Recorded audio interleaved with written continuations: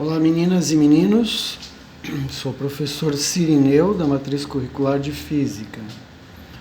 Grupo é Ciências da Natureza. É o meu e-mail, o e-mail de contato para dúvidas, o e-mail que você tem, eu recebo notificação instantânea, a partir do momento que emitiu lá eu já estou sabendo. Então, dentro do horário de aulas, eu respondo a todas as questões rapidamente. O tema é dinâmica. A dinâmica estuda o movimento e a causa do movimento. Dentro do estudo da dinâmica, nós temos as leis de Newton, que vai analisar desde o repouso até o movimento, e a causa do movimento. Então, a condição de equilíbrio, a força, o movimento. Então, a dinâmica é estudo do movimento e as causas do movimento. A força é o que causa o movimento. Então, você tem um movimento, a causa desse movimento é a força.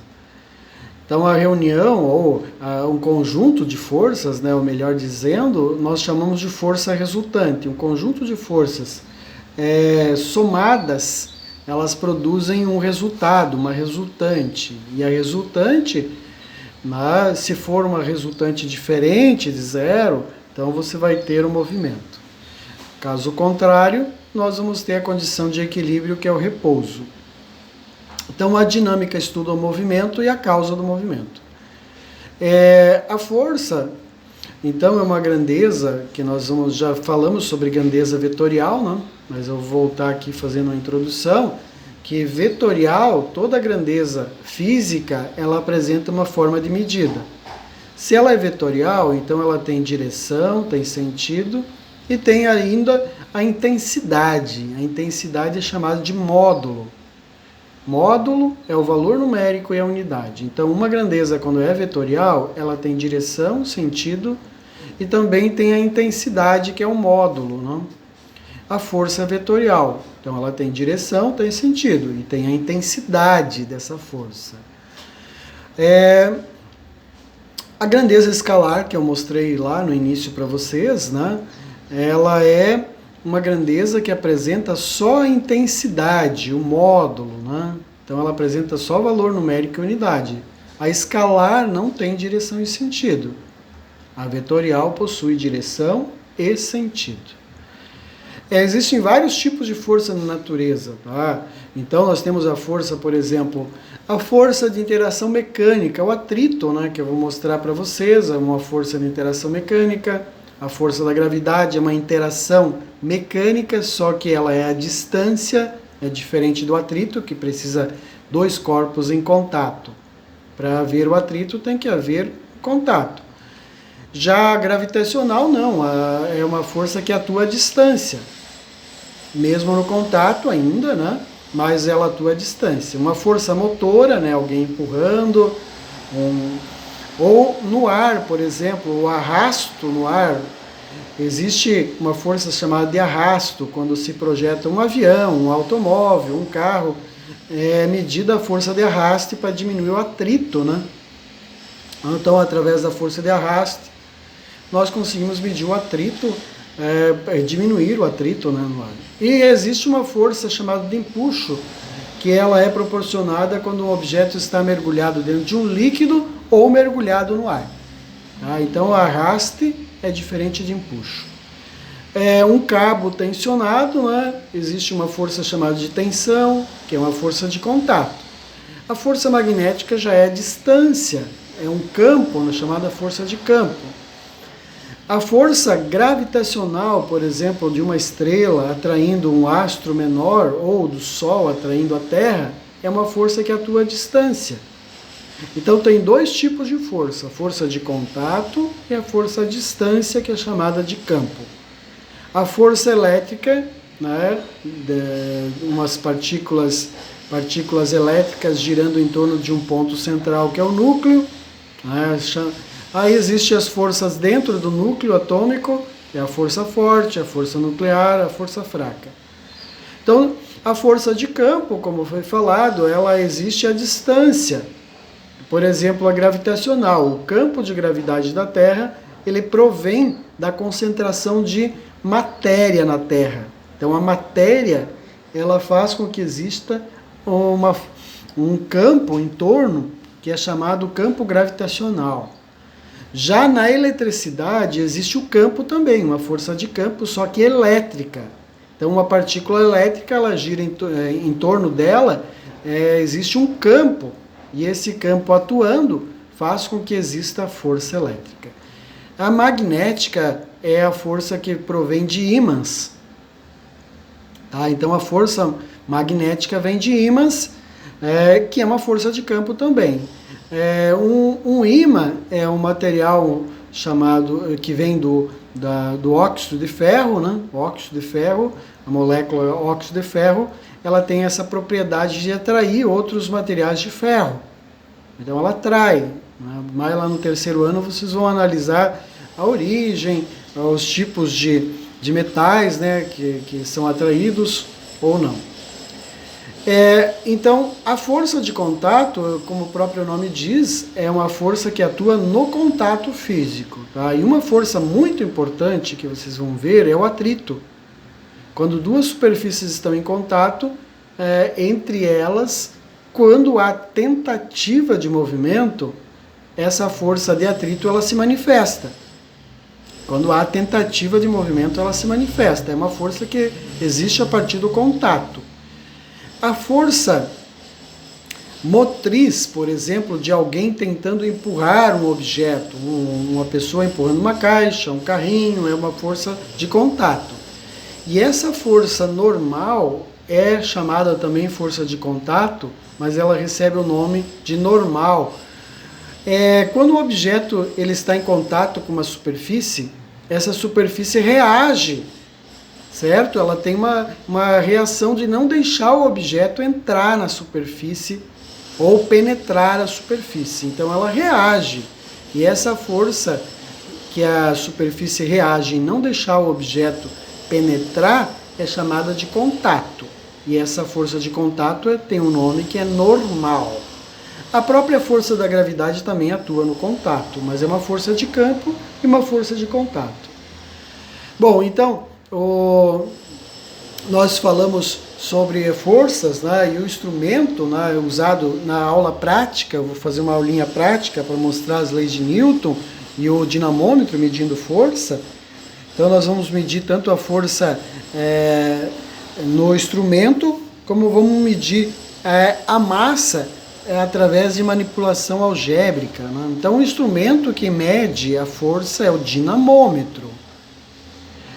Esse dinamômetro ele mede o peso.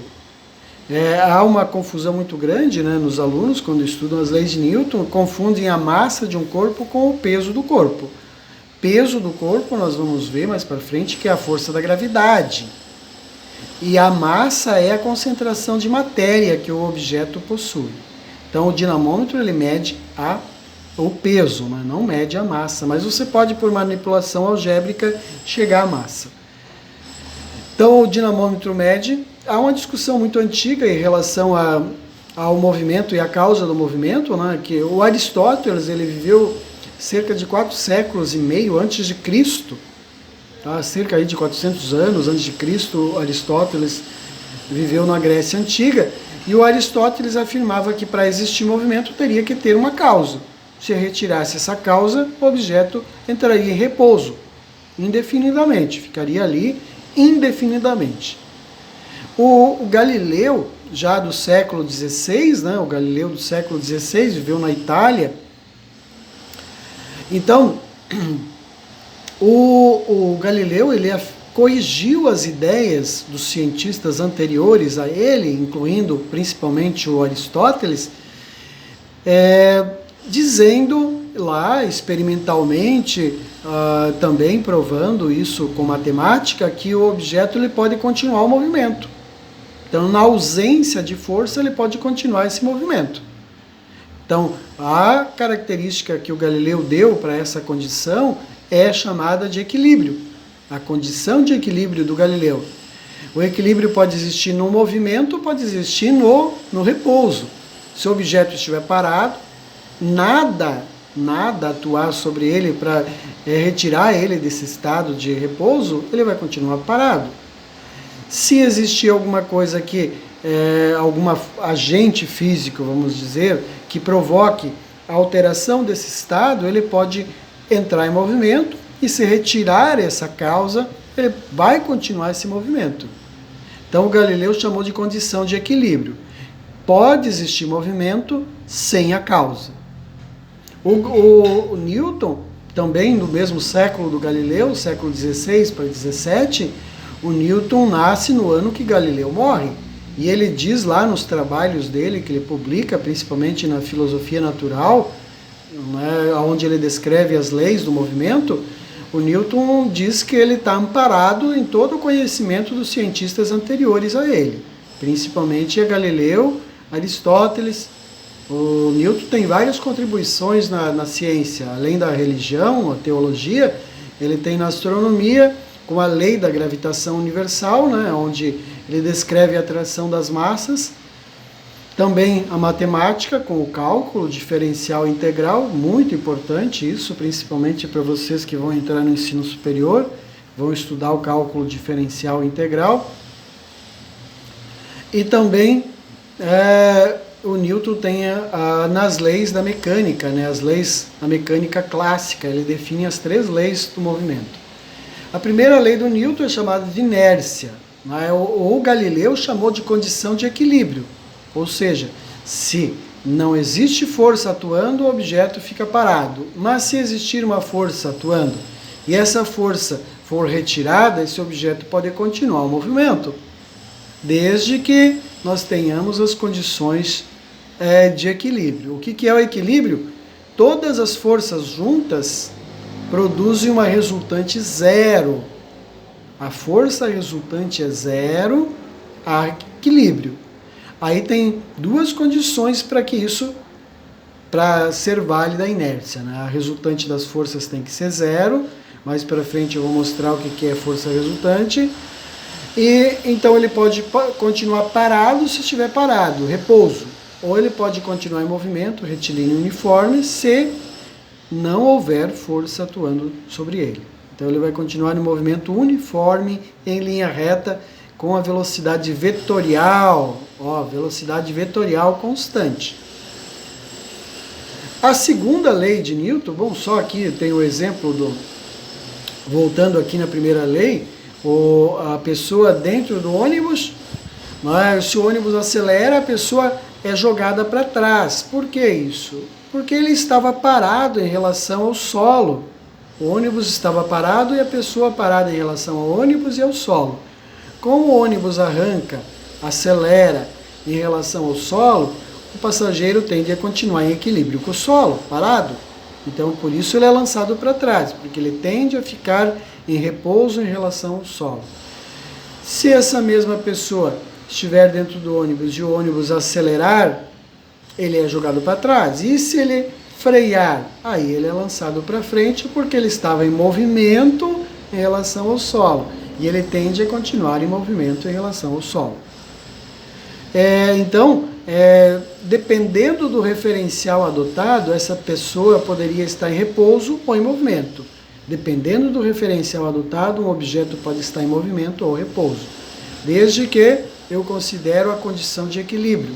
Força atuante, todas as forças atuantes somadas tem que ser igual a um resultado nulo. O princípio fundamental da dinâmica é conhecido como segunda lei de Newton. Bom, então lá na primeira lei o Newton descreve a condição de equilíbrio, que é a inércia. A inércia nós vamos ver aqui que é a medida de massa. Aqui na segunda lei, a inércia é a medida de massa. A dificuldade de um objeto entrar em movimento é causada pela massa do corpo. Então, a inércia é a medida de massa de acordo com Isaac Newton. A mudança do movimento, né, ou o objeto entra em movimento devido à força motora. Que ele vai produzir uma aceleração na mesma direção e no mesmo sentido da força. E essa força, ela proporciona aceleração com a mesma intensidade, ou seja, dobra a força, dobra a aceleração. é proporcional, então, olha, o movimento é proporcional à força motora, produzindo na mesma direção e sentido da aceleração. A massa é uma grandeza física escalar, ela não tem direção e sentido, mas ela é uma condição que ela pode causar uma dificuldade para o objeto entrar em movimento. Ela causa uma dificuldade. Então, quanto maior a massa, menor a aceleração com a mesma força aplicada. Então, se essa força constante aqui, se essa força for zero, ele vai produzir uma velocidade constante. Tá? Daí nós vamos ter, se essa força for zero, ele vai ter velocidade constante. Agora, se ela for uma força constante, ele vai ter uma velocidade que vai ser variável. Ou seja, se a força é zero, ele vai produzir uma velocidade constante se ele estiver em movimento. A aceleração vai ser zero, vai ser velocidade constante.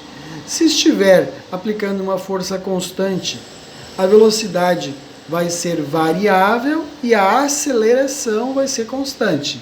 Então é essa a condição da lei fundamental, da segunda lei da dinâmica, chamada princípio fundamental da dinâmica, que a força é proporcional à aceleração e a massa é inversamente proporcional à aceleração. Então é a força que produz uma velocidade variável, uma aceleração constante e uma velocidade variável. A terceira lei de Newton ele descreve como ação e reação. Diz Newton lá na terceira lei que para toda ação sempre haverá uma reação igual e oposta. Igual em intensidade, oposta em sentido. Ou seja, se o avião, se a pessoa, se o avião estiver em movimento, é porque houve uma ação. A ação seria os gases da turbina empurrando o ar e o ar reagindo, empurrando o avião para frente. Então, os gases que saem da turbina praticam ação contra o ar atmosférico. E o ar atmosférico produz uma reação empurrando o avião no sentido contrário. Então, forças iguais e opostas. Esse sinalzinho negativo aqui da reação é porque é uma força contrária. Ela é igual em valor, mas é contrária no seu sentido. Mesma direção, sentido contrário. Foguete. Os foguetes são lançados porque os gases que saem da queima, da combustão dos gases, impulsiona o solo ou impulsiona o ar. E o ar reage lançando o foguete. No espaço você não tem, portanto, lá o ar para reagir. Então tem que levar uma reserva de combustível, né, para causar movimento, para causar algum tipo de manifestação. No solo, por exemplo, aqui, a pessoa força o solo para trás e o solo te joga para frente. Então, a ação, forçar o solo para trás, a pessoa. Reação, o solo empurrando a pessoa para frente. Então, você pode inverter também, dizer que a ação é o solo e a reação é a pessoa, ou a pessoa praticando a ação e o solo a reação. Então, a força de ação e reação são forças iguais e opostas. Elas têm características, né, essas duas, elas têm características, esse par, né, essas duas forças formam pares. Elas sempre atuam em pares, sempre em pares, nunca individualmente, tá? É uma característica da ação e reação. Elas sempre atuam em pares, elas têm a mesma direção, né? Horizontal, vertical, inclinado, só que o sentido é contrário. Então, ação e reação são forças iguais e opostas. Eu vou fazer um exemplo aqui de aplicação da segunda lei de Newton para vocês. Depois, na aula prática, eu faço mais alguns, né? Então, nesse exemplo aqui, durante uma mudança, seu João arrasta um armário de massa 120 quilos, empurrando esse armário horizontalmente com a aceleração que vale 0,4 metros por segundo. Então ele acelera o armário com uma força motora. Determine o valor da força que esse senhor precisa para manter o movimento, manter esse movimento. Aí o que nós vamos fazer? Vamos usar a segunda lei da dinâmica, a segunda lei de Newton. Força resultante, a força que eu procuro, né? A resultante, porque pode haver o atrito ali, eu quero saber a resultante porque eu já tenho a aceleração, né? Então a massa multiplicando a aceleração me dá a força resultante. 120 kg de massa, 0,4 metros por segundo de aceleração. Isso vai me dar 48 newtons. O Sistema Internacional de Unidade, ele mede as 3 grandezas que nós temos aqui no Sistema Internacional. Então a massa é o quilograma, a aceleração é metro por segundo ao quadrado. 1 quilo multiplicando 1 metro por segundo ao quadrado dá 1 newton. 1 quilograma multiplicando 1 metro para cada segundo ao quadrado me dá 1 newton de força. 120 kg multiplicando 0,4 metros por segundo ao quadrado me dá 48 newtons de força. Então, no sistema internacional é o newton, a medida de força usada para dinâmica. Esse é um outro exemplo, né, eu vou deixar para mais tarde fazer, porque aqui exige uma concentração de análise dos tipos de força. Tá? Então eu fico por aqui com esse exemplo da segunda lei de Newton. Nós voltamos na próxima aula com uma aula mais prática, né, mostrando de forma mais prática as leis da dinâmica. Até a próxima, então.